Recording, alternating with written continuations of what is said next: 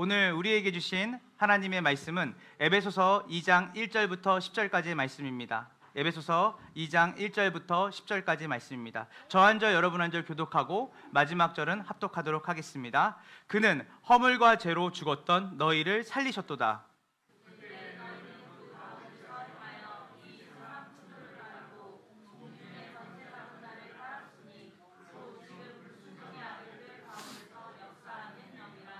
전에는 우리도 다 그 가운데서 우리 육체의 욕심을 따라 지내며 육체와 마음에 원하는 것을 하여 다른 이들과 같이 본질상 진노의 자녀이었더니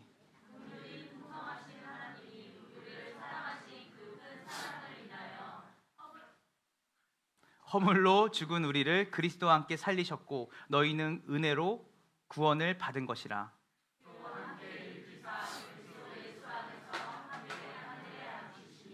이는 그리스도 예수 안에서 우리에게 자비하심으로써 그 은혜의 지극히 풍성함을 오는 여러 세대에 나타내려 하심이라.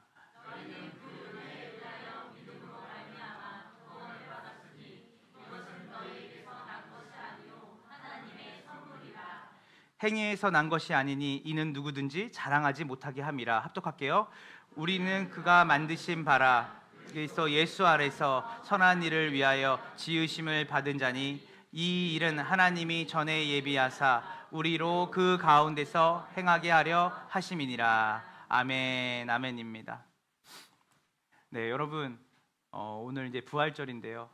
여러분 우리가 부활절만 따로 띄어서는 사실은 그 부활의 깊은 의미와 부활이 주는 우리에게 하나님이 베푸신 은혜를 우리가 한 번에 또 풍성하게 이해하기 쉽지 않습니다. 부활은 어디와 함께 우리가 생각을 해야 되냐면요. 한번 따라해 보시겠어요? 그리스도의 죽음.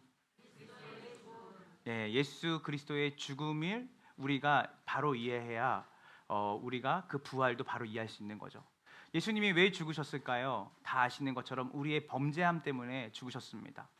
성경은 우리에게 예수님이 우리에게 이루신 예수님의 십자가와 부활의 그 크기와 넓이를 깊이 이해하기를 바라고 원한다고 바울을 통해 이야기하고 있는 거죠. 그래서 자신이 어떤 처지에 그리고 어떤 형편에 있었는지를 기억하지 못하는 사람은 예수님의 부활의 그 참 소망과 생명도 그 자기가 처해 있었던 상태에 대한 이해가 없이 부활을 이야기하면 마치 건강한 사람에게 약이 필요 없는 것처럼 예수님이 부활이 뭐 굳이 그 부활을 하신다고 나하고 뭔 상관이겠어 라고 생각할 수 있지만 사실은 우리가 성경은 뭐라고 하냐면 죄와 허물로 죽은 자라고 얘기해요. 죽었던 자. 죽음은 무엇이죠? 소생의 가능성이 없는 거죠. 죽음은 무엇이죠?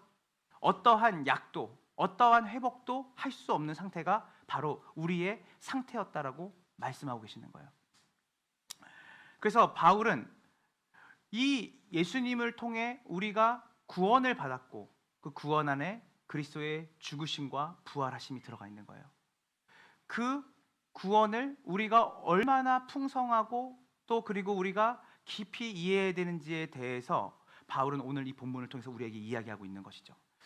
자, 여러분 한번 마음속으로 대답을 해보세요. 오늘 이 에베소서 2장 1절부터 10절까지의 내용은 믿지 않는 사람들에게 쓴 걸까요? 믿는 사람에게 쓴 걸까요? 네. 우리가 성경을 믿지 않는 사람들에게 가서 이 성경을 가지고 막 논리를 펴고 여기 믿어라 그러면 안 돼요. 하나님의 말씀은 누구에게 쓰여진 것이냐면 바로 하나님에게 이미 하나님의 은혜로 구원받은 자들에게 하나님이 성경을 주신 겁니다. 그래서 우리에게 유효한 거예요. 그래서 이것을 특별 은총이라고 해요. 그래서 이미 하나님의 은혜로 예수님의 십자가와 부활하심을 믿는 구원받은 자들에게 바울이 에베소서 2장을 통해서 편지를 쓰는데 그 근거와 동기가 뭐냐면 너희가 받은 구원을 너희가 그리스도의 죽으심과 부활하심을 믿는 그 은혜가 얼마나 크고 풍성하신지를 너희가 더 알기를 뭐한다? 원한다. 그래서 오늘 이 이야기가 시작된 거예요. 자, 우리 지난 3주 동안에 믿음이 무엇인지를 설명을 했어요. 믿음의 본질이 무엇인지. 믿음은 우리의 공로와 우리의 조건으로 주어진다 안 주어진다? 안 주어진다고 했어요. 오직 그리스도의 은혜로 인해서 우리는 믿음이 주어지는 거랬어요. 그러니까 믿음이 시작이 아니라 뭐가 시작이에요? 따라해 보세요. 은혜. 은혜. 그래서 그 은혜로 인해서 우리는 뭘 갖게 되는 거예요? 믿음을 갖게 되는 것이에요. 근데 그 은혜가 뭐예요? 예수님이 우리의 죄를 위해서 십자가에 달려 죽으시고 부활하셨다라고 하는 그분이 모든 걸 다 이루셨다라는 것을 은혜로 우리에게 주신 걸 믿는 거예요. 그러니까 여러분이 가진 어떤 조건과 여러분이 가지고 있는 어떤 행위가 아니라 예수님께서 그 믿음의 중심이 되시고 그분이 이루신 모든 것들을 우리는 뭐 했다는 거예요? 은혜로 거저 받았다는 것, 거저 그 구원의 은혜를 받았다는 것을 믿는 거예요. 여러분 자신을 믿는 게 아니에요. 그래서 오직 예수 그리스도의 공로로 우리는 구원받은 줄을 믿으시길 간절히 소망합니다. 이거를 존 칼빈이라고 하는 분은 좀 어려운 말을 이렇게 말했어요. 이거를 뭐냐면 그리스도와의 연합. 누구와의 연합이요? 여러분, 우리가 하나님이 태초에 천지를 창조하시고 우리는 누구와 연합되어 있는 사람이었냐면 아담이라는 사람과 연합되어 있었어요. 그렇죠? 아담은 성경에서 말하는 사람의 시조예요. 그래서 우리는 아담이 지은 죄로 말미암아 성경은 우리 모두가 그 아담과 함께 뭐 했다는 거예요? 죄인이 되었다고 얘기를 하는 거예요. 그래서 반대로 그렇게 죄가 들어왔기 때문에 성경은 우리에게 예수 그리스도와 연합된 우리는 예수 그리스도의 죽으심과 부활하심, 그분의 죽으심과 부활하심이 2000년 전에 어떤 한 성인의 죽음과 부활을 의미하는 것이 아니라 그분 자체에 누가 있는 거예요? 바로 우리가 연합되어 있다라고 얘기하는 거예요. 이것이 굉장히 중요해요. 그래서 우리가 그리스도와 연합되었다라는 것, 이제 그분이 하신 모든 일들이 누구의 것처럼 된 거예요? 내 것처럼 된 거예요. 이거를 믿으십니까? 이거를 믿으셔야 돼요. 이게 기독교의 가장 핵심이에요. 여러분이 예수를 믿는다는 것은 허무맹랑하고 형이상학적인 어떤 아빠는 짜파게티 요리사인데 아빠가 끓인 짜파게티가 다 달라. 정확히 그 본질을 모르겠어. 그게 아니에요. 예수를 믿는다는 것은 그 예수께서 행하신 모든 일이 누구의 것으로 받아지는 거예요? 우리 걸로 받아지는 거예요. 우리가 그분의 죽으심에 우리의 죽음이 있는 거예요. 그분의 부활하심에 누구의 부활이 있는 거예요? 우리의 부활이 있는 거예요. 믿으세요? 그래서 이것이 은혜인 거예요. 나는 그 구원과 그 죄사함에 나는 어떠한 것도 하지 않았어요. 오직 그분이 하신 일을 믿는 믿음으로 구원을 받는 거예요. 그래서 기독교는 행위 구원이 아니에요. 여러분이 뭔가를 잘하고 여러분이 뭔가를 대단한 걸 해서 하나님이 더 사랑하시고 여러분을 구원하시는 게 아니라 여러분을 죄인이었을 때 구원하셨다고 했어요. 이게 사랑이에요. 여러분 사랑해 보셨잖아요. 사랑은 조건으로 사랑한다면 더 이상 그건 사랑이 아니죠. 사랑은 이해가 안 되는 거예요. 제가 우리 사랑의 기쁨이 선우를 사랑할 때 사랑에 어떤 조건이 없어요. 그냥 이 아이들 자체를 그냥 사랑하는 거죠. 부모님이 나를 왜 사랑하시지? 그냥 자녀니까 사랑하는 거예요. 근데 자녀가 도대체 뭐길래? 거기에 어떤 행위를 해서 사랑을 하는 것이 아니라 그 존재 자체를 사랑하는 거예요. 여러분이 죄인이었을 때, 여러분이 아무것도 하지 않았을 때, 오히려 여러분들이 플러스가 아니라 마이너스였을 때 이미 그분이 여러분들을 위해 자신의 전부를 들여서 여러분들을 구원하시기로 결정하셨어요. 그래서 교회 다니는 사람들은 왜 이렇게 난폭해? 교회 다니는 사람들이 왜 이렇게 윤리적으로 도덕적으로 세상적으로 낫지 않아? 여러분 이 질문으로 구원을 이해하면 안 돼요. 왜냐하면 우리는 행위로 구원받은 게 아니라 뭘로 구원받았어요? 그리스도의 은혜를 구원받았기 때문이에요. 그래서 이 은혜를 구원받은 사람이 그리스도를 닮아가는 여정은 가요. 그 다음에. 그러나 우리가 행위를 가지고 예수를 믿냐 안 믿냐로 따지는 게 아니라 그 은혜를 알고 있냐 모르느냐가 그리스도인이냐 그리스도인이 아니냐를 구분하는 것이에요.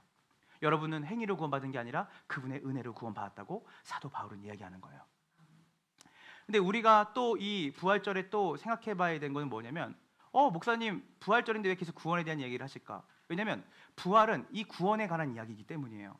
자, 여러분 우리는 보통 예수님을 생각할 때 십자가를 생각을 많이 하거든요.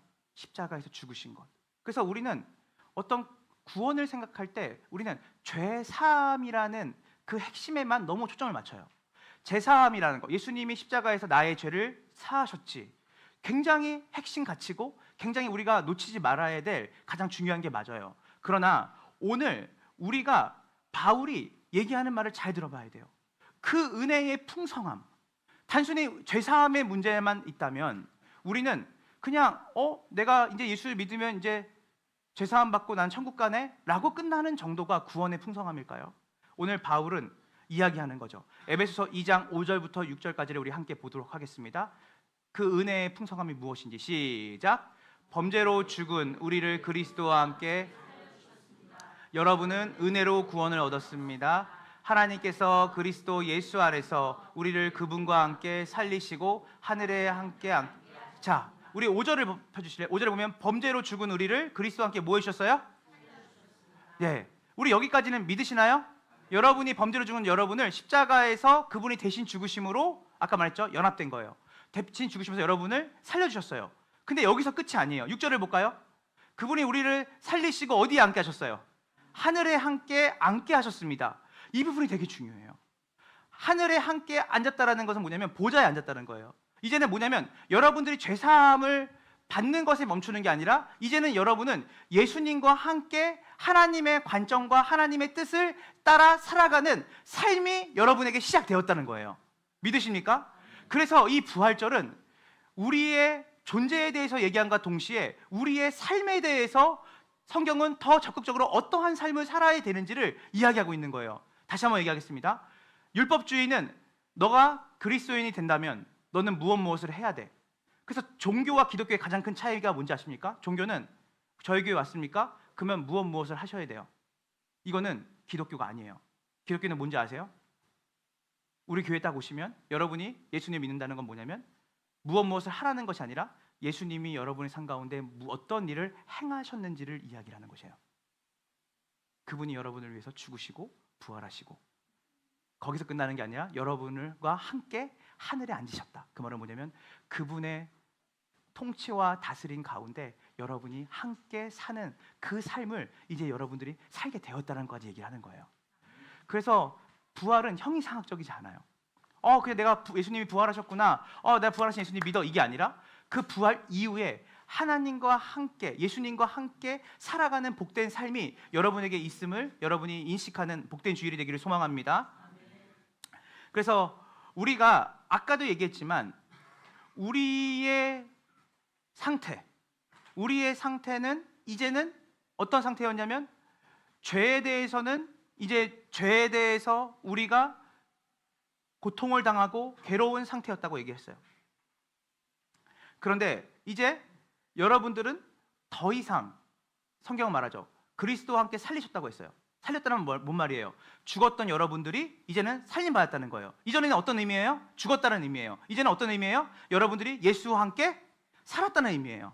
이 말은 뭐냐면 여러분이 더 이상 영적으로 죽어있다, 살아있다라는 거예요. 내가 살아야지가 아니라 여러분은 사셨어요. 이미 살아있는 거예요. 지금 우리 로마서 6장 6절부터 7절까지 보겠습니다. 네, 준비 시작. 우리의 옛사람이 그리스도와 함께 십자가에 달려 죽은 것은 죄의 몸을 멸하여서 우리가 다시는 라는 것을 우리는 압니다. 죽은 사람은 이제는 우리는 더 이상 죄와 죽음의 영역에 있다 없다. 여러분, 예수님이 십자가에 달려 죽으시고 무덤에 묻히셨는데 여자들이 예수님의 몸에 향유를 발라주려고 썩지 않도록 그 냄새가 나지 않도록 그 예수님의 그 무덤으로 갔는데 예수님의 무덤이 비어 있었어요? 있었어요? 비어 있었어요. 이게 무슨 의미입니까? 죄에서 해방됐다는 의미인 거예요. 예수님의 죽음은 누구의 죽음이라고 했어요? 우리의 죽음이라고 했어요. 예수님의 부활은 누구의 부활이에요? 우리의 부활이에요. 2000년 전에 예수님이 십자가에 달려 죽으셨는데 무덤에서 부활하셔서 더 이상 무덤에 있지 않대. 그렇구나. 그런 이야기구나. 그게 아니라 그게 바로 여러분의 이야기라고.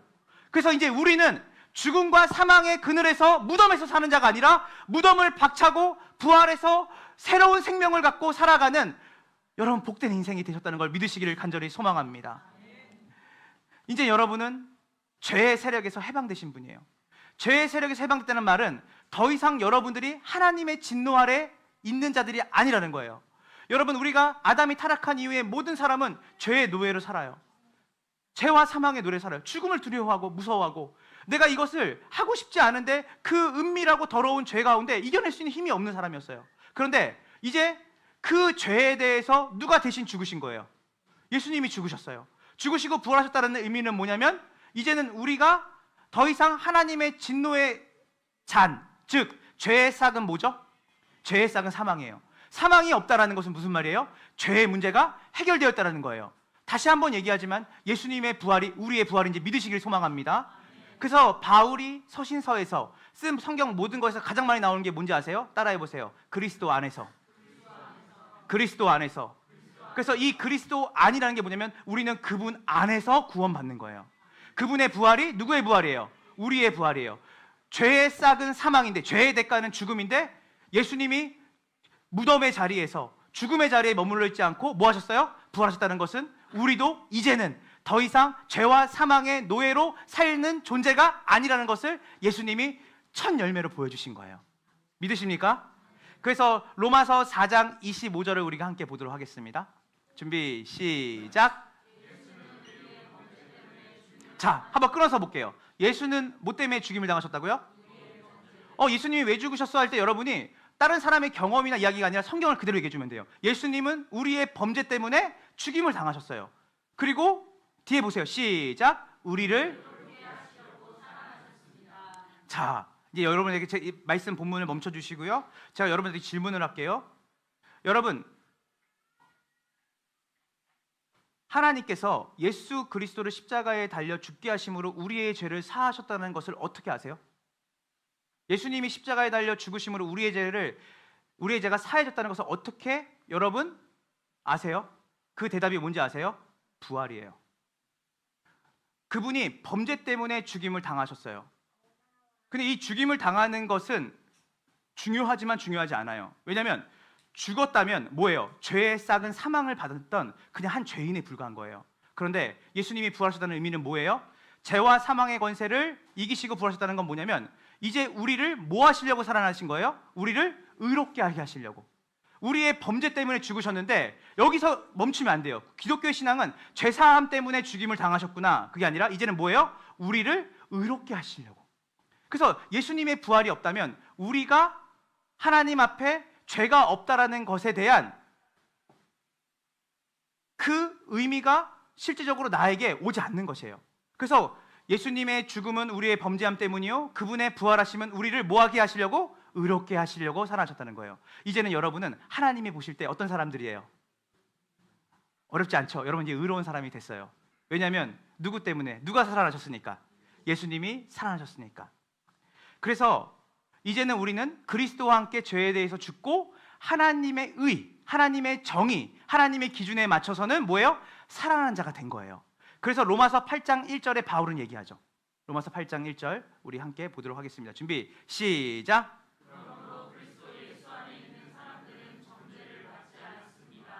네, 정죄는 뭐예요? 죄에 대해서 뭐 하는 거예요? 심판하는 거예요. 이제 여러분은 죄에 대해서 심판을 받아야 안 받아요? 누구 안에서? 예수 그리스도 안에서. 정죄하면 우리를 사망으로 인도해요. 죄의 싹을 받게 해요. 그러나 더 이상 정죄함이 없다는 말은 뭐냐면 이제 여러분은 죽는 존재가 아니라 어떤 존재가 되는 거예요? 살아있는 존재가 된 거예요.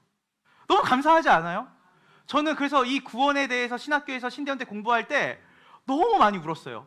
왜냐하면 내가 가지고 있는 어떠한 오르락내리락하는 행위로 하나님이 나에 대한 사랑을 평가하는 게 아니라 예수 그리스도께서 나의 죄에 대해서 죽었고 난 제사함을 받았고 이제 나의 의로움은 내 안에 있는 게 아니라 그분께서 부활하심으로 내가 그분이 나를 의롭게 하셨다는 것을 성경을 통해 확인하니까 너무 감사한 거예요.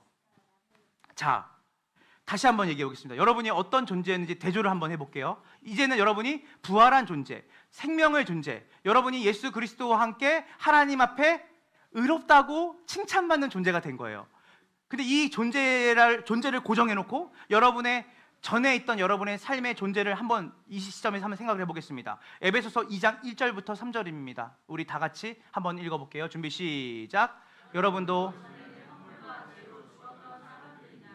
그때 여러분은 허물과 죄 가운데서 이 세상의 풍조를 따라 살고 공중의 권세를 잡은 통치자 곧 지금 불순종의 자식들 가운데서 작용하는 영을 따라 살았습니다.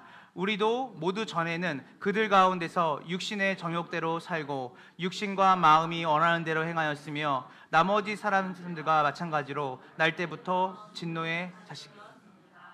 아멘. 여러분들이 이런 상태였어요. 죄와 허물 가운데 지내고 이 세상의 풍조를 따라 살고 그리고 불순종의 자식들처럼 살고 자신의 정욕과 육신대로 살아가는 사람이 됐다. 그래서 여러분들은 하나님의 진노의 자식으로 여러분은 살고 있었다는 거예요. 이게 여러분의 상태예요. 죽은 자들, 하나님에 대해서 죽고 자신에 대해서 산 자들이 되었던 거죠. 근데 이제 여러분들이 이제는 그리스도 안에서 산 자들이 됐다는 거예요. 이거 굉장한 왕자와 거지의 이야기처럼 굉장히 여러분의 신분의 역전이 일어난 거예요. 여러분의 노력이 아니라 그분의 은혜로.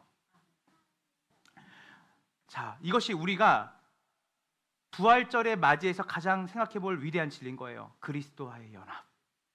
그분의 죽음이 내 죽음 되고 그분의 부활이 내 부활이 되었다는 거. 자, 그래서 다시 얘기하지만 우리는 우리의 공로로 부활의 생명을 받거나 우리의 공로와 우리의 조건으로 우린 재산을 받는 게 아니라 오직 하나님의 은혜로 구원을 받는 거예요. 믿으시죠? 예, 우리 그래서 에베소 2장 8절부터 9절을 우리 늘 한 번 읽지만 다시 한번 읽어보겠습니다. 에베소 2장 8절부터 9절입니다. 시작. 이것은 여러분에게서 난 것이 아니요 하나님의 선물입니다. 행위에서 난 것이 아닙니다. 그러므로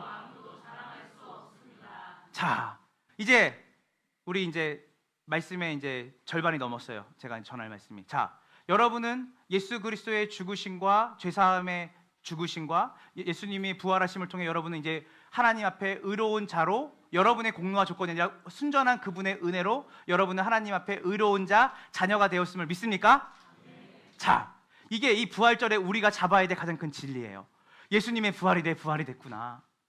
여러분이 한 주 동안 어떠한 삶을 살고 어떠한 모습으로 살았는지 전 잘 모릅니다. 그러나 오늘 저는 진리의 가장 중요한 핵심을 얘기하고 싶어요. 여러분은 은혜로 이 자리에 있는 거예요.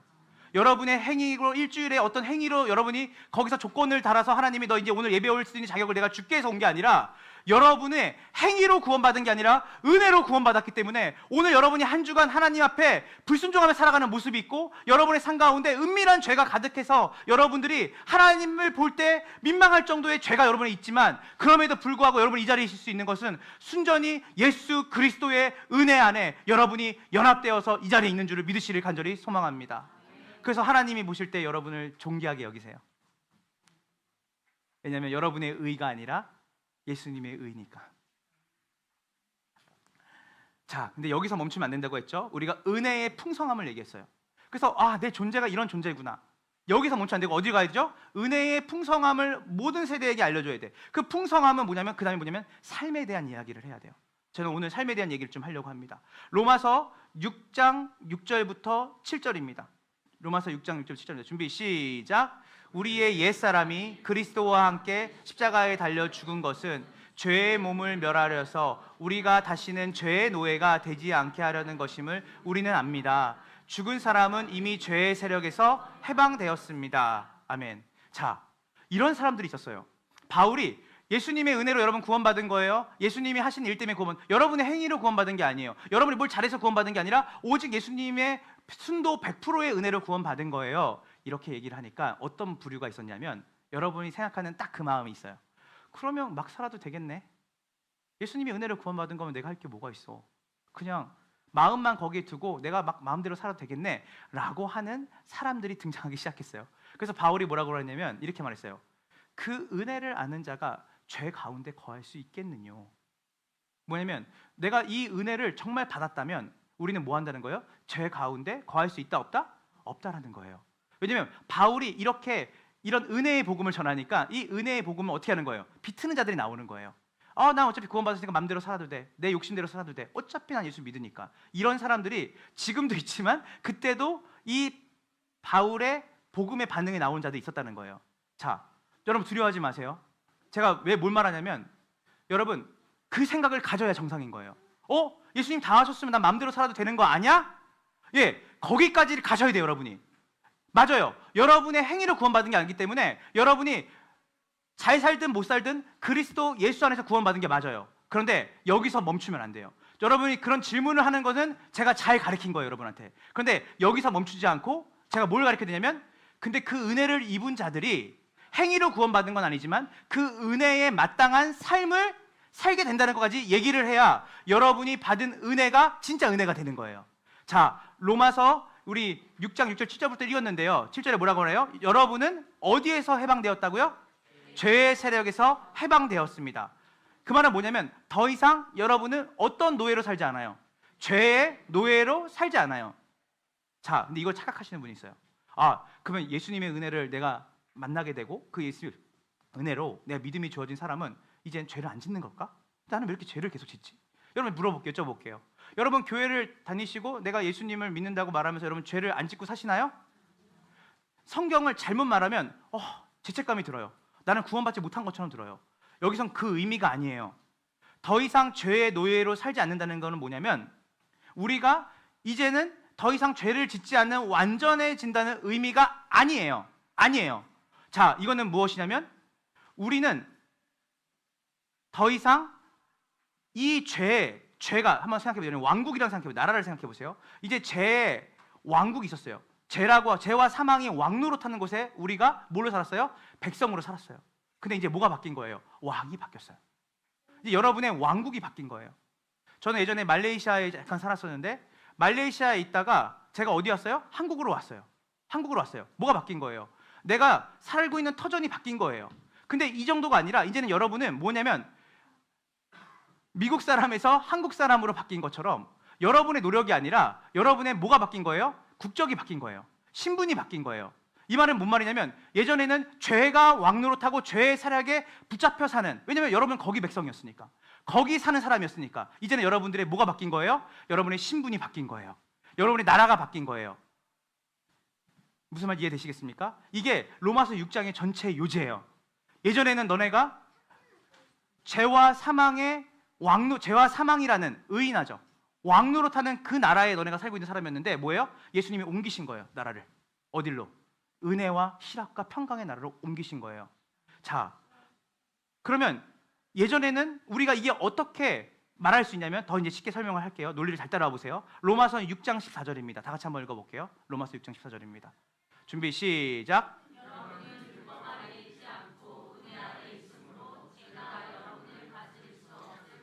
자, 이거를 우리 개혁개정에서 뭐냐면 죄가 여러분을 주관할 수 없을 겁니다. 자, 이제 이거를 같이 해야 돼요. 죄의 세력에서 해방됐는데 죄가 여러분을 주관할 수 없을 겁니다. 그러나 여기는 여지가 있어요. 무슨 말이냐면, 자, 이제 여러분이 이제 웰컴 투 동막골이라는 영화 아세요 혹시? 예, 저보다 이제 나이가 한참 어리신 분들은 모르실 건데 저보다 많으신 분 다 아실 거예요. 웰컴 투 동막골이라는 영화가 있었는데 그 웰컴 투 동막골 영화의 내용이 이렇습니다. 이제 일제가 이제 우리나라를 침략했잖아요. 일본이 침략해서 사람들이 그 수탈을 견디지 못해서 어디로 들어가요? 깊은 산골로 들어가요. 어디까지? 동막골이까지 들어가요. 들어가서 이제 일본 사람들이 자기들을 찾지 못할 정도로 깊은 산골로 들어가 사는 거예요. 그 사람들이. 근데 어떤 일이 벌어져요? 남북 전쟁이 일어났어요. 6.25가 터져가지고. 그러더니 군인들이 도망치고 피신하고 이렇게 전쟁하다가 어디까지 들어간 거예요? 동막까지 들어갔는데 동막골에 살던 사람들은 뭘 모르고 있었어요? 예, 전쟁이 있는 거. 그러니까 그 전에 뭐가 있었던 거 몰라요? 해방이 있었던 것도 몰라요.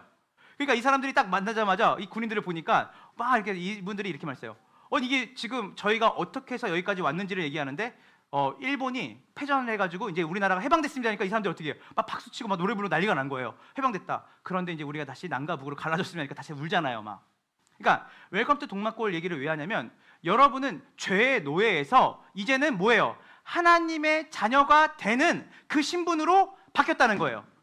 근데 여기에 우리의 문제가 생겨요. 완전하게 나는 하나님의 자녀로 살아야 되는데 살아가지 못하는 우리의 뭐가 있는 거예요? 이중성이 발생하는 거예요. 자, 한번 따라해 보시겠어요? 신분은 의인이지만 삶은 여전히 죄인이다. 괴롭죠? 예, 이게 종교개혁자 루터가 했던 얘기예요. 의인이자 죄인, 죄인이자 의인. 근데 여러분 아시겠죠? 여러분들이 그 신분이 정말 중요한데 그 신분을 여러분의 공로로 얻은 게 아니죠? 예수님의 공로로 신분을 얻게 된 거예요. 그리고 여러분의 삶은 여전히 죄의 영향을 받아요. 자, 이제 저는 여기서 여러분에게 유혹에 대해서 얘기를 하고 싶은 거예요. 유혹을 받는다고 해서 죄를 짓는 건 아니에요. 자, 근데 우리가 탐욕이 생기고 우리 안에 악한 사상체계의 영향을 받고 악한 유혹을 받아요. 자, 근데 예전에는 죄가 왕노릇하는 세상에 살았을 때는 여러분의 이전 상태는 뭐예요?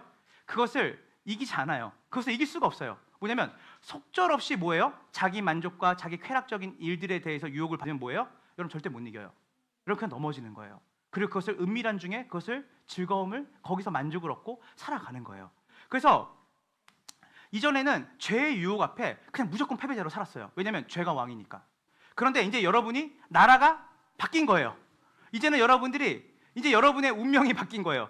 늘 패배하고 그 죄의 종로로 타며 살아가는 자들에게서 이제는 이전과 다른 예수 그리스도가 머리 되시고 왕이 되시는 그 은혜가 왕노릇하는 나라의 백성이 된 거예요. 이게 어떤 걸 가져오냐면 완벽하게 죄를 짓지 않는다라는 게 아니라 뭐냐면 죄의 유혹을 분별할 수 있는 사람이 된 거예요. 이제는 이거 예전에는 그냥 내가 아무런 여과도 없이 그 죄의 유혹을 받으면 내가 여기에 쾌락적으로 만족을 느끼냐 안 느끼냐, 내가 정말 즐거우냐, 내가 즐겁냐 나쁘냐로 평가를 했어서 내가 좋으면 무조건 좋은 거예요. 근데 이제는 뭐예요? 이게 하나님이 기뻐하실까? 이 죄에 대해서 뭐가 생기는 거예요? 분별력이 생기기 시작하는 거예요. 그리고 뭐예요? 심지어는 이 죄에 대해서 이기는 힘도 있어요. 예전에는 죄가 오면 유혹을 받으면 속절없이 운명처럼 죄의 유혹에 굴복하는 인생을 살았는데 이제는 죄의 유혹에 대해서 분별하고 그것을 이길 수 있는 나라의 백성이 된 거예요. 그래서 여러분, 처음에는 10번 중에 9번을 운명처럼 죄에 넘어지는 사람이었는데 지금 내가 예수를 믿고 신앙의 연수가 쌓이니까 10번 중에 이제는 5번은 분별하고 이기는 사람이 됐네. 그건 여러분의 능력이 아니에요. 우리의 신분을 바꿔주신 그분이 그 신분에 합당한 삶으로 여러분을 빚어가시기 때문인 거예요. 자, 이제 우리가 로마서 6장 11절을 한번 다 같이 볼게요. 준비 시작. 이와 같이 여러분도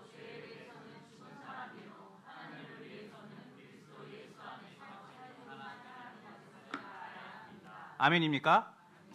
그래서 여전히 여러분이 한국에 사는데 내가 뭐 중국이나 일본이나 말레이시아에 6, 7개월, 1년을 살고 왔다고 해서 그때 그 음식을 여기서 계속 먹으려고 하면 어떻게 돼요? 불편하죠? 이제는 우리 뭐예요? 한국 사람으로 한국 음식을 먹어야 돼요. 그러나 가끔 뭐예요? 별미가 생각나도 우리는 우리의 삶 속에서 우리에게 주신 땅에서 우리의 문화에 맞는 걸 먹게 되는 거예요. 점점점. 이해되세요? 이게 뭐냐면 죄의 세력에서 해방됐다는 거예요. 자, 이제 저는 이제 여러분과 이제 말씀을 이제 마무리하려고 합니다. 에베소서 2장 10절입니다. 오늘 다 같이 읽어볼게요. 준비 시작. 우리는 하나님의 작품입니다. 선한 일을 하나님께서 그리스도 예수 안에서 우리를 만드셨습니다. 하나님께서 이렇게 미리 준비하신 것은 우리가 하나님께서 우리를 예수님을 통해서 그리스도의 십자가와 부활의 은혜를 주심으로 우리를 하나님의 자녀로 삼으신 것은 뭘 하게 하시려고? 따라해 보세요. 선한 일을 하게 하시려고. 자, 그럼 이 선한 일이 뭘까요? 이 선한 일이 여러분이 윤리적으로 도덕적으로 남에게 구제를 하고 착한 일을 한다는 의미가 아니에요.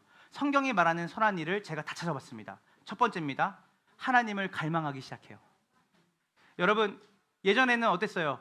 하나님이 무섭고 또 피하고 무시하는 존재였어요. 교회 예배드리고 예전에는 내가 정말 예수 그리스도의 죽으심과 부활하심의 은혜를 모르고 종교 생활할 때는 어때요? 밖에 나가서 내가 악한 일을 저지르고 죄의 노예로 살 때는 어떤 거냐면 하나님이 보시든 안 보시든 뭐가 중요해? 하나님 어디 있어? 하나님을 무시해요. 그리고 뭐 하냐면 어떤 잘못을 하게 되거나 내가 사람들한테 윤리적으로 도덕적으로 해를 끼치거나 내 마음의 양심의 가치에 있는 일을 하게 되면 뭐 해야 돼요? 심판을 받을까 봐 두려운 거예요. 두 가지밖에 없어요. 하나님에 대한 개념은 예수님의 은혜를 모르는 사람들에게, 종교 생활하는 사람에게 하나님은 두 가지로 정의돼요. 무시할 수 있는 존재. 더 이상 내 삶 가운데 이 종교적인 영역 안에서는 하나님이지만 내 삶에 들어와서 내가 거리낌 없이 죄를 져도 그분은 나에게는 아무 상관없는 무시가 일어나고요. 두 번째는 뭘까요?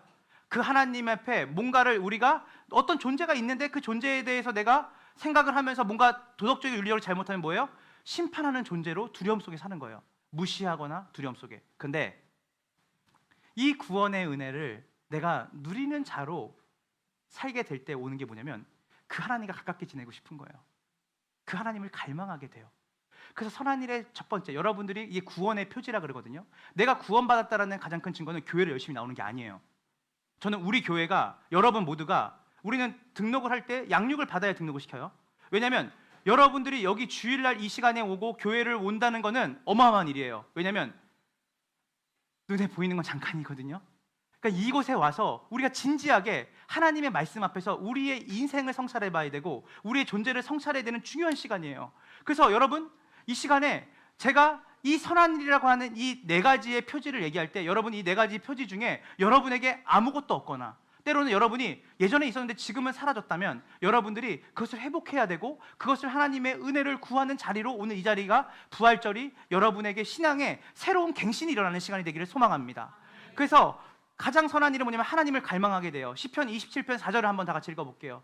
예, 다시 1절부터 2절입니다. 준비 두 개 다 읽어도 되는데 하나만 읽을게요. 준비 시작.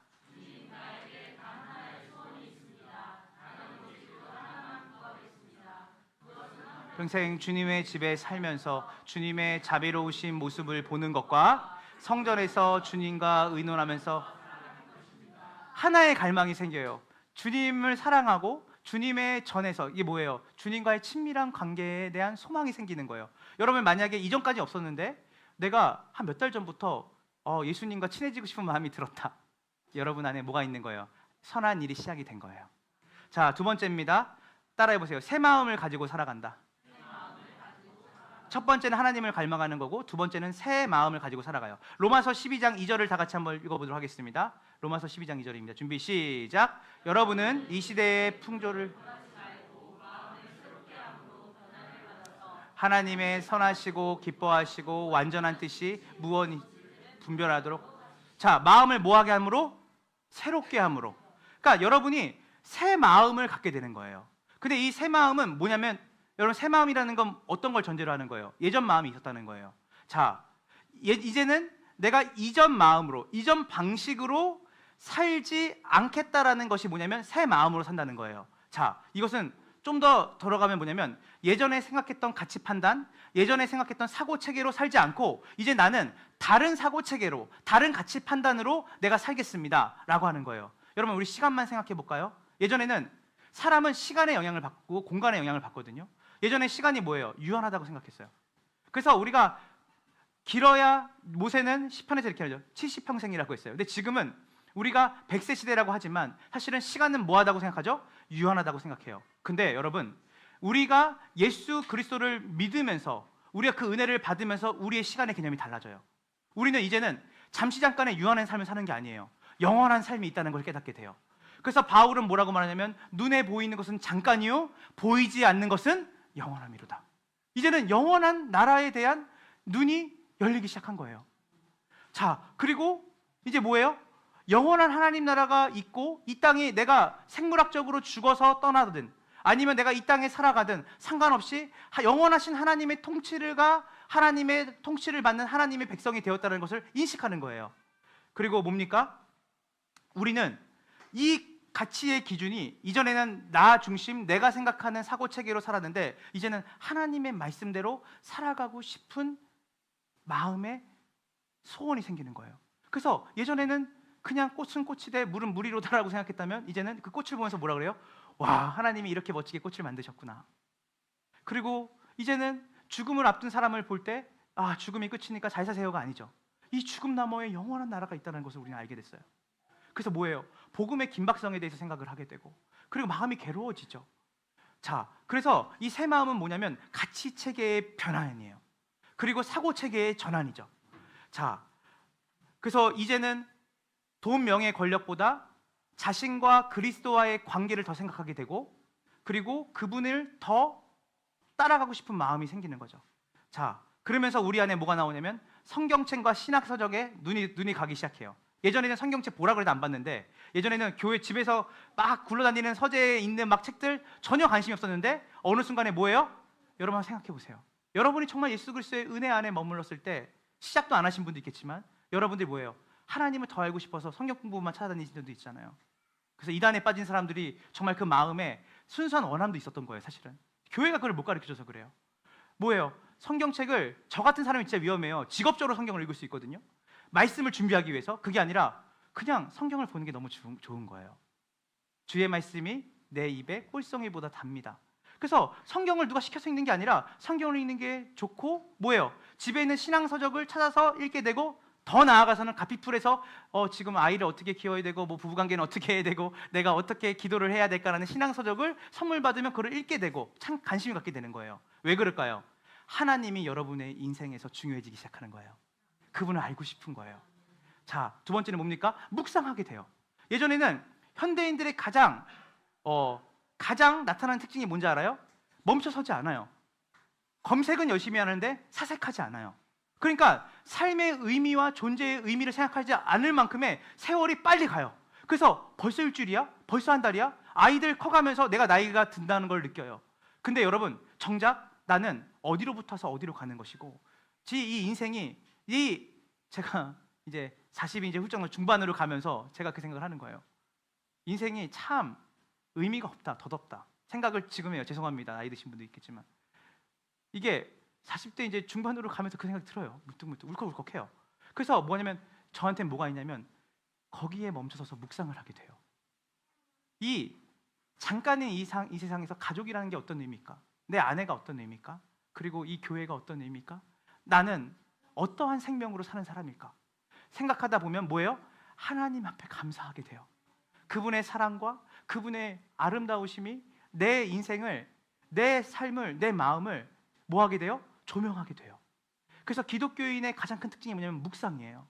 그 묵상은 하나님의 영광과 그분의 사랑을 뭐 하는 거예요? 생각하는 거예요. 저는 여러분에게 예전에는 내가 조금이라도 잠깐이라도 누군가에 대해서 생각하지 않았던 사람인데 나는 하나님에 대해서 묵상하는 게 내 삶에 생겼다. 감사함이 생겼다. 이게 그리스도의 표지예요. 세 번째는 뭘까요? 기도하고 싶어져요. 예전에는 기도는 뭐예요? 목사님만 하는 건지 알았어요. 근데 이제 어느 순간에는 뭐예요? 기도하고 싶은데 그 기도가 뭐예요? 하나님과 깊고 친밀한 교제를 하고 싶어져요. 그래서 예전에 새벽 기도만 기다리기도 하고 때로는 빨리 와서 목사님 설교 좀만 하시고 빨리 기도하고 싶어지는 거죠. 이게 뭐예요? 하나님과 교제하고 싶어지는 거예요. 그리고 그 나의 마음을 은밀히 아뢰고 그분의 마음의 깊은 곳까지 닿고 싶은 열망이 생기는 거예요. 그래서 기도가 하고 싶어져요. 그리고 어떻게 됩니까? 성도와의 교제를 하고 싶어져요. 여러분, 이전에는 누구를 만나든 친한 게 중요했는데 이제는 뭐예요? 주 안에서 같은 생각과 같은 마음을 가진 사람들과 만나는 게 너무 좋은 거예요. 그분들과 얘기해서 같이 기도하고 말씀을 나누고 그리고 내 삶의 여러 가지의 이슈들을 그 말씀의 원리를 따라서 같이 나누는 것이 너무 좋은 거예요. 그래서 이제는 예수를 믿는 사람과 교제하는 그 자리, 예수님을 믿는 사람들과 만나는 그 시간이 너무 가슴이 벅차는 거예요. 저도 어제 오랜만에 제자들을 만났는데 시간이 어떻게 가는지도 모르겠는 거예요. 뭐 어떤 얘기했냐면 그냥 계속 복음 얘기하고 은혜 얘기하고 삶의 터전에서 우리가 있는 여러 가지 일들을 하나님이 어떻게 우리를 바라보시고 인도하시는지를 얘기하니까 너무 즐겁고 좋은 거예요. 여러분, 혹시 여러분의 마음 가운데 전에는 믿지 않는 친구들과 막 어울리고 노는 게 너무 좋았는데 어느 순간 거기에서 노는 것보다 예수 믿는 사람들과 함께 어울리고 싶고 진짜 예수 믿는 사람들과 내가 교제하고 싶은 열망이 들었다. 여러분이 그 부활에 참여한 사람이기 때문에 새 마음이 생긴 거예요. 그리고 뭐가 되죠? 전도에 관심을 갖게 돼요. 왜냐하면 전도는 의무와 책임이 아니에요. 죄와 사망의 노예로 살아가면서 하나님의 진노 아래 그 우리가 거지처럼 죄의 그 깊은 수렁에 살고 있는 사람들에 대한 어떤 마음이 되면 연민이 드는 거예요. 그 사람도 우리와 같이 예수 그리스도의 부활에 참여하는 사람이 되었으면 좋겠다라고 하는 것. 여러분, 맛있는 빵을 먹어야 그 맛있다는 빵을 먹어봐야 내가 그 맛있는 빵을 내가 진짜 맛있어야 알리지 않겠어요? 그래서 전도와 선교는요, 그러니까 우리가 교회 전도합시다 해서 막 개처럼 끌려오는 게 아니에요. 뭐냐면 진짜 예수님의 부활이 내 부활이고 그분의 은혜로 말미암아 나는 죄를 분별하고 죄를 이길 수 있는 은혜를 가지고 살아가고 영원하신 하나님 나라의 죽음을 넘어 영원한 생명을 얻는 자가 되었다라는 감격과 기쁨을 누린 자들이 뭐가 되냐면 터져나오는 게 뭐냐면 그분을 알리고 자랑하고 싶은 거예요. 이게 전도와 선교에 되는 거예요. 저는 이제 마지막으로 죄에 대해서 슬퍼하게 돼요. 여러분, 예전에는 죄를 지으면 심판이 두려웠어요. 내가 이런 죄를 지면 내 심판이 하나님 어떻게 나를 심판하실까? 11조를 안 냈는데 어떻게 하나님 내 가정을 흔들지 않으실까? 그런 게 절대 없다고 했어요. 제가 교회를 내가 뭐 이렇게 안 나왔는데 하나님 이런 거 없어요. 이전에는 죄를 지으면 심판이 두려웠는데 진짜 예수님을 은혜를 누리게 되면 뭔지 아세요? 여러분이 죄를 짓고 회개할 때 여러분들을 사랑하시는 하나님이 이 죄를 보고 슬퍼하실까 봐라고 하는 그 감정이 첫 번째로 들어요. 심판이 무서운 게 아니라 우리 하나님이 얼마나 슬퍼하실까. 이것들이 그리스도와 함께 죄에 대해서 죽고 새로운 생명으로 부활한 사람들이 가지게 되는 마음이 변화해요. 기도하고 싶어지세요? 어느 순간에 성경을 좀 읽어볼까라는 마음이 생기세요? 그리고 여러분, 믿는 사람들과 교제하고 싶어지고 예전에는 기도의 기자도 생각하지 않았는데 자기 전에 기도를 잠깐이라도 하고 자고 싶은 마음이 들기도 하고, 그리고 혼자가 아니라 나와 같은 사람 마음을 가진 사람들과 함께 교제하고 싶은 마음이 생기셨어요? 그럼 여러분은 새 마음을 가지신 거예요. 부활의 삶을 가지신 거예요. 여러분이 선하신 존재로, 선하신 일에 대해서 열심을 내는 자로 주님이 여러분을 빚어가시는 중이세요. 이제 마지막 의지에 대해서 얘기합니다. 계속 마지막을 5번 하는 것 같은데 마음이 급합니다. 오늘 유아 세례를 앞에 오래 해가지고 제가 진짜 설교를 준비하면서 해주고 싶은 말이 너무 많은데 그래서 진짜 마지막입니다 이번에. 이제 여러분 아까 제가 말했죠. 우리의 존재가 예수님을 통해서 새로운 존재가 되었고, 그리고 새로운 마음으로 선한 일에 열심을 갖겠다고 했어요. 근데 저는 이번에 의지에 대해서 얘기하고 싶어요. 여러분 우리 사도행전 22장 10절을 보면, 찾지 마세요. 제가 안 줬어요 PPT. 사도행전 22장 10절을 보면 바울이 다메섹에서 누구를 만나요? 살인자요 박해져 있던 바울이 남은 그리스도인들을 잡아 죽이려고 가다가, 원래 그의 전적은 예수님을 가장 박해하는 사람이었잖아요. 가다가 다메섹에서 정면으로 예수님과 충돌해요. 예수님이 바울을 만나주시거든요. 저는 늘 이런 마음을 가져요. 주일마다 여러분이 다메섹과 같이 예수님의 빛을 보는 예배가 되었으면 좋겠어요. 바울이 꼬꾸라지거든요. 꼬꾸라지는데 바울이 했던 고백이 뭔지 아세요? 내가 이르되 주님, 내가 주님을 위해 무엇을 하오리까? 여러분 바뀌는 거예요. 예전에 우리 의지는 뭐였어요? 나는 무엇을 하고 싶은가? 나는 무엇을 원하는가? 뭐예요? 내 의지의 모든 초점은 뭐냐면 내가 하고 싶은 것과 내가 원하는 것에 초점 맞춰 있었어요. 근데 뭐예요? 이제는 내 의지가 바뀌어요. 주님이 기뻐하시는 일 하고 싶어지는 거예요. 주님이 원하시는 일 하고 싶어지는 거예요. 주님이 기뻐하시는 교회, 주님이 기뻐하시는 삶, 그리고 주님이 기뻐하시는 것이 무엇인지 찾기 시작하고 거기에 내 의지를 드리는 거예요. 바뀌었죠. 예전에는 내가 원하고 내가 하고 싶고 내가 바라는 것으로 살았다면, 이제는 주님이 기뻐하시고 주님이 원하시고 바라시는 삶으로 내 의지를 드리게 되는 거예요. 여러분 그런 변화가 여러분에게 있다면 여러분은 이미 그분이 여러분 안에 선한 일을 시작하고 계시는 거예요. 저는 여기 있는 우리 함께하는 게 모든 성도들에게 정말 하나님, 제가 이 부활의 생명을 입었다라는 것은 단순히 죽고 나서 내가 갈 곳이 있다라는 그 의미가 아니라 오늘 이 자리에서 부활의 생명, 죄의 노예에서 해방되어서 예수 그리스도의 생명으로 살아간다는 건 뭐냐면 이 새 마음을 갖는 것이고 하나님을 갈망하게 되는 것이고, 하나님의 뜻대로 살고자 하는 그 마음이 완벽하고 완전하지 않아요. 계속 우리가 완벽과 완전을 이야기하면 안 돼요. 이건 율법주의가 돼요. 여러분, 하나님이 인격적이란 말이 무슨 말인지 아세요? 주님은 여러분을 강요하지 않으세요. 정말 죄송합니다. 제가 이런 얘기하면 우리 아내가 그런 얘기 안 했으면 좋겠다는데 주님이 여러분 강요하지 않으세요. 여러분 사랑의 핵심이 뭔지 아세요? 사랑은 강요하는 그 순간에 폭력이 되거든요. 하나님은 사랑이시다. God is love예요. 오늘 이 자리에 이 시간에 주님이 여러분을 강요하시는 게 아니라 여러분을 기다리시고 여러분을 조금씩 설득해 나가세요. 그래서 여러분이 기도를 난 1시간도 못 하는데, 나는 뭐 기도를 10분도 못 하는, 성경 한 장도 못 읽는데 괜찮아요. 근데 중요한 건 뭐냐면 내 안에 천지를 만드셨다는 그 하나님이 어느 순간에 믿어지기 시작하는 거예요. 조금씩. 머리로는 절대 안 믿어졌는데 어느 순간에 믿어져요. 은혜죠. 그리고 예전에 예배를 나오는 게 곤욕스러운데 어느 순간에 나 어떻게 됐나 봐, 오늘 목사님 말씀을 좀 듣고 싶어지네 생각이 들기도 하고, 그리고 힘들고 어려운 일 생기면 예전에는 그냥 내 힘으로 하려고 했는데 그래 뭐 기도 한번 해볼까 하나님 앞에, 이런 마음이 들기 시작해요. 한 번에 많은 일들이 일어나는 게 아니라 주님이 여러분을 하나님의 시간 안에서 여러분을 빚어가세요. 지금 여러분들이 오늘 이 복된 부활절에 예수 부활하셨다는 그 의미가 단순히 여러분이 2000년 전에 한 분이 십자가에 달려 죽으시고 부활하셨다는 종교적 절기로 끝나는 것이 아니라 여러분의 삶을 송두리째 바뀌고 여러분의 삶 가운데 죄를 이길 수 있고 옳고 선한 일에 열심을 내는 그 참된 생명의 삶으로 여러분을 변화시키는 가장 큰 유일한 동인, 그것이 바로 예수 그리스도의 부활입니다.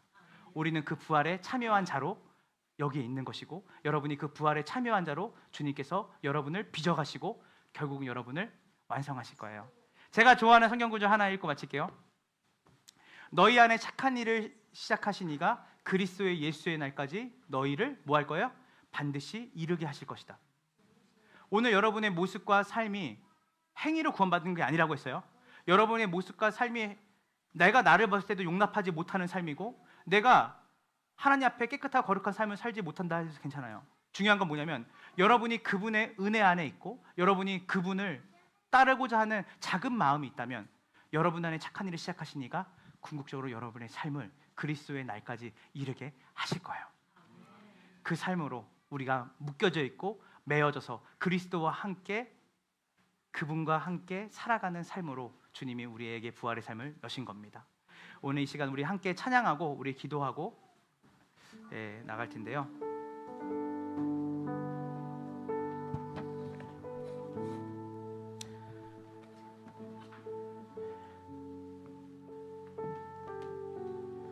우리 이렇게 한번 고백해 볼게요. 우리 죽음을 밤으로 좀 제가 이제 은유로 해볼게요. 여러분 이제 이렇게 한번 자기 스스로에게 가슴을 한번 손에 대 보시겠어요? 더 이상 내게 밤은 없다. 다시 한번, 더 이상 내게 밤은 없다. 왜요? 맞아요. 그리고 동이 터오르면서 예수님이 부활하셨어요. 이제 여러분에게 밤은 없어요. 세상이 말해요. 밤이라고 얘기해요. 실제로 밤과 같아요. 그런데 예수님의 부활과 함께 여러분에게 이제 해가 동터오고 아침이 시작이 됐어요. 이제 여러분에게는 빛 대신 예수님과 함께 살아가는 소망과 생명의 삶이 있음을 믿으셔야 돼요. 믿으셔야 돼요. 안 그러면 마귀가, 세상이 여러분에게 말해요. 넌 죄인이야. 너의 삶은 비참할 거야. 지금까지 그렇게 고단하게 살았던 인생 고해처럼 살 거야. 아니에요. 이제는 그리스도 안에서 죽고 살아난 자의 생명은 감사와 기쁨과 찬양과 은혜가 넘치는 삶으로 주님이 이미 회복하셨어요. 여러분이 회복할 게 아니에요. 여러분이 회복하기 위해서 어떤 조건을 다는 게 아니에요. 그분이 회복하셨다는 것을 믿고 살아가는 거예요. 물론 넘어지고 엎어지고 자빠지고 내 안에 악한 유혹 때문에 마음이 힘들 때가 있을 거예요. 그리고 넘어질 때도 있을 거예요. 그러나 여러분은 반드시 일어날 거예요. 왜냐하면 여러분에게 묶인 구원이 아니라 예수와 묶인 구원이니까. 그래서 그분이 여러분을, 주님을 사랑하게 하실 거예요. 그리고 성경을 읽고 싶게 만들어질 거고 그분과 교제하는 것을 즐거움으로 여기는 자가 될 거예요. 제가 그랬던 것처럼 오늘 이 시간 하나님, 다시는 밤이 없습니다. 앞으로 여러분이 노력해서 밤이 없는 게 아니라 예수님의 부활이 내 부활이 되었습니다. 2000년 전에 그분의 부활하심이 내 삶에 투입되어서 내 부활이 되었습니다. 오늘 이 시간 우리 그 고백을, 우리 신앙 고백을 이 찬양에 담아서 우리 예수 그리스도의 놀라우신 은혜에 감사하며 우리 올려드리며 나아갑시다.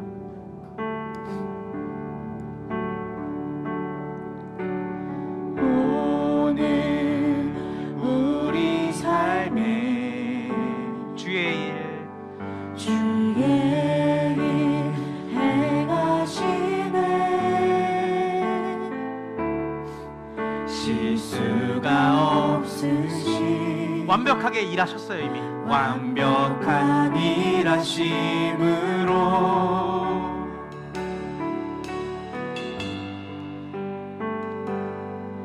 마침내 그날에 주 약속 이루시네. 천지를 지으신 온전한 그 말씀으로 부활의 동이 터올랐습니다. 다시 밤이 없겠고 햇빛도 쓸데없으리. 하나님이 우리의 영원한 빛 되시네.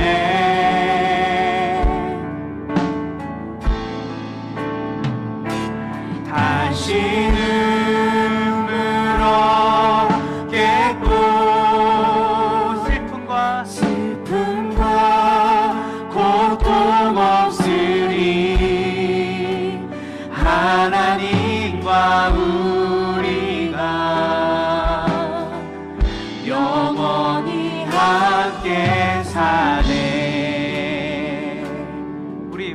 할까요? 다시 밤이 오겠고 햇빛도 쓸데없으리. 하나님이 우리의 영원한 빛 되시네. 다시 눈물 없겠고 슬픔과 고통 없으리. 하나님이 우리가 영원히 함께 사네. 우리 이 시간 우리 조용히 함께 이제 기도했으면 좋겠는데요. 하나님, 제가 계속 속고 있었습니다. 죄의 세력에서 예수님이 부활하심으로 우리를 해방시켰다 했습니다. 예전에는 죄를 지으면 심판이 있을까봐 두려워했는데 그리스도 예수 안에서는 정죄함이 없다라는 것을 부활과 함께 우리에게 확인시켜 주셨습니다. 그리고 주님, 우리 안에 여전히 부족하고 여전히 연약하지만 우리 안에 새로운 마음이 있었음을 고백합니다. 이전에는 기도하는 것, 말씀 보는 것, 주님에 대해서 관심이 일절 없던 내가 조금씩 하나님에 대한 관심이 생겨나기 시작합니다. 그리고 하나님, 믿는 사람과의 교제가 이전에는 어떻게 저렇게 뭘 모아서 뭐하지? 했는데 나도 그 모임에 가고 싶은 마음이 들기 시작합니다. 그리고 하나님, 예전에는 죄를 지을 때 무서워서 죄를 안 지으려고 했는데 이제는 나의 죄를 위해서 십자가에 달려 죽으신 그 사랑과 은혜로 나를 붙드신 그 하나님의 은혜에 너무나 죄송하고 미안한 마음에 하나님, 제가 죄를 지을 때 그 하나님에 대한 실망을 시켜줄까봐 그 마음이 먼저 내 감정이 듭니다. 율법이 아니라 이제 인격적인 관계죠. 그리고 하나님, 이 좋은 예수님, 내 옆에 있는 가족들도 좀 알았으면 좋겠고 내 친구들도 알았으면 좋겠다라는 마음이 예전에는 예수를 전하는 사람이 절대 이해가 되지 않았는데 이제는 그 마음이 제 안에 조금씩 티끌처럼 생겨나기 시작합니다. 그리고 하나님이 중요해졌습니다. 이전에는 제가 중요했는데요, 이제 조금씩 제 삶에 하나님이 중요해지는 것 같습니다. 그래서 하나님이 기뻐하시는 거 하고 살고 싶은데 잘 그렇게 되지 않습니다. 그렇지만 제 안에 그 은혜로 주어진 하나님의 은혜가 모든 새가 깃들 만큼 크게 나를 빚어가실 주님을 기대하며 주님 앞에, 주님의 사랑 앞에 머물며 조금씩 더디 가지만 그 하나님의 인격적인 사랑을 알아가는 삶으로 살아가기를 원합니다. 우리 이 시간 다 같이 이 부활의 날에 우리가 2000년 전에 한 역사적인 인물이 죽은 것이 아니라 그 부활에 제 부활이 있었고 이제 더 이상 제 삶에 밤으로 살지 않겠습니다. 부활의 동이 터오른 것처럼 빛 대신 주님의 은혜 안에 머무는 삶을 살기 원합니다. 우리 이 시간 다 같이 함께 기도하며 나아갑시다. 오 하나님, 감사합니다. 우리 안에 하나님 도와주십시오. 하나님, 우리 도와주십시오. 내가 주님을 위해 무엇을 하면 되겠습니까? 했던 바울의 고백처럼 우리의 삶에 묶여있는 것들, 우리 안에 욕심들, 하나님, 우리 안에 이전에 없던 새로운 마음들이 돋아나기 시작했습니다. 하나님, 주님이 우리에게 영원한 나라, 영원한 시간을 또 보게 하시고 이전에 절대 이치에 따라 믿지 않았던 그 논리에, 내 논리로 믿어지지 않았던 그 하나님이 어느 순간에 머리로 이해되어지고 그 하나님을 더 알고 싶어지고 그 하나님을 바라보고 싶은 마음이 들었습니다. 하나님, 여전히 우리는 죄의 유혹을 받습니다. 그러나 이전처럼 속절없이 죄에 무릎 꿇고 그 죄를 죄인 줄도 모르고 살아가는 삶이 아니라 이제는 죄를 분별하며 죄를 성령의 능력과 그리스도의 능력으로 이길 수 있는 힘을 우리가 주님에게 얻는 주님의 나라의 백성이 되었음을 고백합니다. 하나님, 감사합니다. 예수 부활하셨습니다. 예수 부활하셨습니다. 예수 부활하셨습니다. 그분이 부활하심으로 이제 우리가 하나님에게 의롭다함을 얻었습니다. 하나님, 그분의 부활이 우리의 부활이 됩니다. 우리가 그리스도 안에 있습니다. 감사합니다. 주시고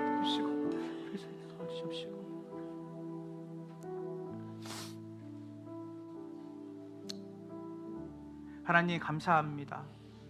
오늘 이 시간 예수 그리스도의 부활이 우리의 부활이 되고 그분의 죽으심이 우리의 죽으심이 되고 이제는 우리가 그분이 우리의 죄를 위해 대신 죽으심으로 우리가 제사함을 얻었고 그 제사함이 우리가 하나님과의 관계에서 이제는 화평과 평안을 누리는 자가 되었다라고 하는 그 증거가 예수님의 부활이라고 바울은 얘기합니다. 하나님, 이제 우리가 하나님과 화목해졌습니다. 이제는 우리가 하나님의 자녀가 되었습니다. 이제는 우리가 예수님의 부활과 더불어 죄의 노예에서, 죄가 다스린 나라에서 이제는 하나님의 자녀로, 하나님이 다스린 나라로 옮겨졌습니다. 이제는 하나님 백성답게 살아가기를 원하는 마음의 소원이 생겼습니다. 하나님, 더디 가지만 점진적으로 하나님이 우리 안에 선한 일을 이루실 겁니다. 하나님, 그 주님의 능력을 기대하고 우리가 그 주님의 은혜 앞에 머무르는 하나님, 우리의 삶이 되기를 우리가 노력하며 나아갈 수 있는 순종의 태도 우리에게 허락하여 주시옵소서. 이제는 우리의 삶에 밤이 없습니다. 죄와 사망이 왕노릇하는 밤이 없습니다. 이제는 해가 쨍쨍하게 비치는 기쁨과 소망과 영원한 하나님 나라를 유산으로 상속받은 정말 하나님 앞에 사랑받는 자녀의 삶이 우리 가운데 있음을 믿습니다. 그 믿음은 우리의 감정과 우리의 조건이 아니라 예수께서 이루신 그 일의 근거함을 고백합니다. 하나님 감사합니다. 주님, 우리의 한 주간의 삶 가운데 이 은혜를 묵상하게 하시고 이 사랑을 기억하게 하심으로 하나님의 선하신 일에 열심을 내는 자로 하나님 우리를 빚어가 주시옵소서. 감사드리며 우리 구주 예수님의 이름으로 간절히 기도합니다. 아멘.